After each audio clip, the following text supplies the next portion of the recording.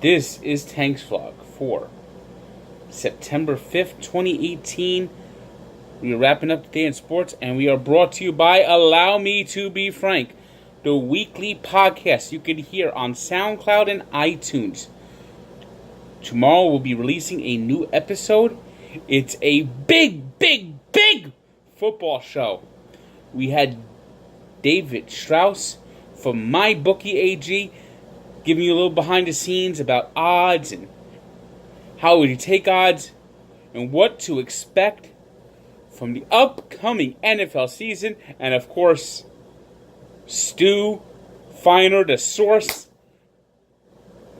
he's now going to be coming on TV from you weekly for Barstool Sports Advisors with Big Cat and El Prez. Oh, can you wait? I mean, you're gonna be watching. Who's gonna want to watch the pregame shows on CBS and Fox and ESPN, where they just blather on?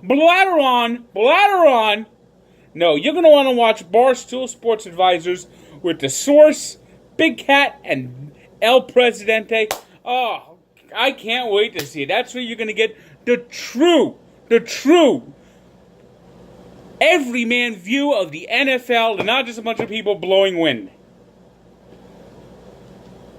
Turning to baseball, which was the main attraction on Tuesday, of course, Jason Vargas reverted back to being Jason Vargas after a few good starts, wearing that jersey that said Vargy. I mean, they needed petition Major League Baseball to let Jason Vargas wear Vargy on his jersey for the rest of the year, because that seems to be when he pitches good, when he's Vargy. Jason Vargas sucks, and boy, he sucked tonight. After being staked a 4-0 lead, he let it all evaporate, and the Mets had one of those eBay games where they score 4 runs early and never score again.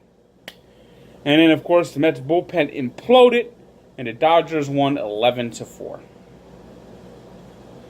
The Yankees, meanwhile, continued their West Coast trip, and after being shut down for 7 innings, finally broke through against the A's, scoring 4 runs in the last 2 innings.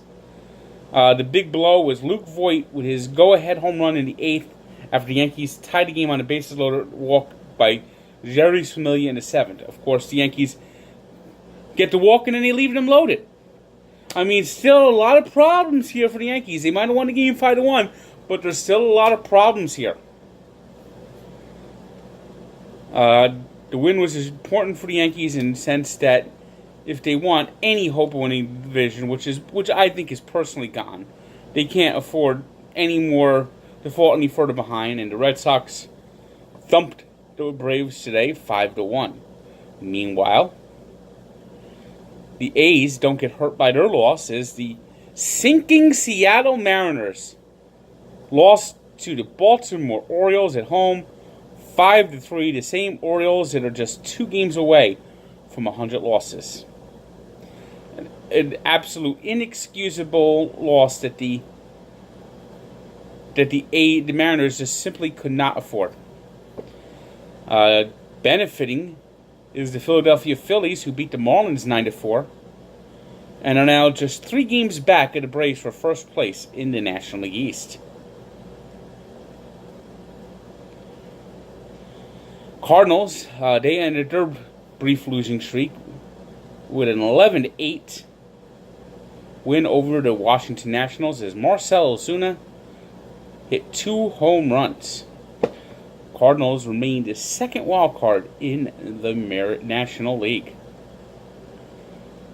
The first wild card right now is being held by the Milwaukee Brewers, who opened up a can of whoop-ass today on the Chicago Cubs, winning 11-1.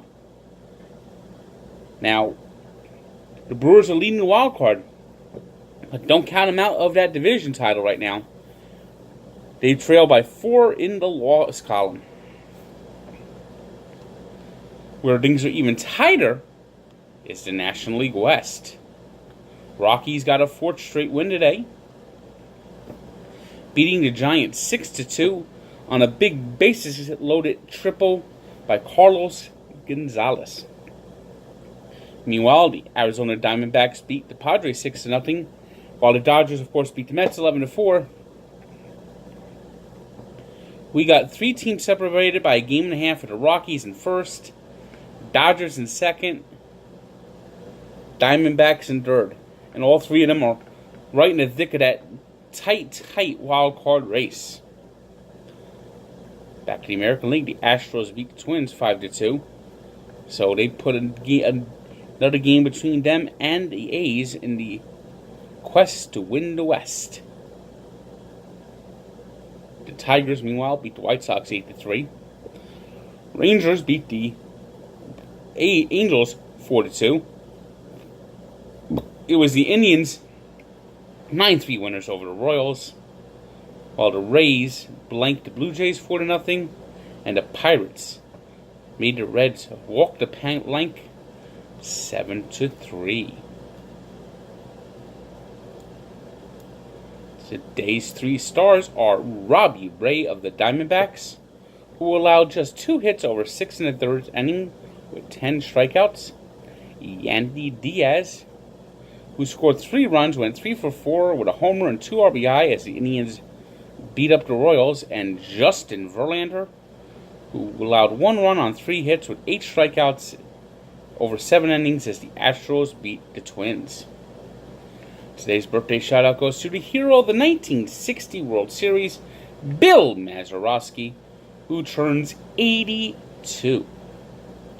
And we take a look back to 1983, the first Monday night game of the season, when the Washington Redskins, celebrating their first Super Bowl championship, hosted the Dallas Cowboys and blew a 20-point halftime lead. Now, the Cowboys would win the game 31-30, but the Redskins were not hurt as they went back to the Super Bowl, although they didn't win this time around. But the Redskins had another fine season. The game's big highlight for the Redskins might have been the impressive play of Darrell Green, who chased down Tony Dorsett when he was on a 77-yard run, and this was Green's first NFL game. So check out the story of Barstool Sports and Sports Encyclopedia, where sports history lives, and a reminder, allow me to be frank. Brand new episode, NFL preview, and of course I got my NFL preview up on the website. Check the link below for my NFL preview. We talk about that, we talk about betting, it's just great. And of course I give my diet updates. It's an episode you cannot miss. SoundCloud, iTunes, allow me to be frank. It will be out Wednesday morning. Good day.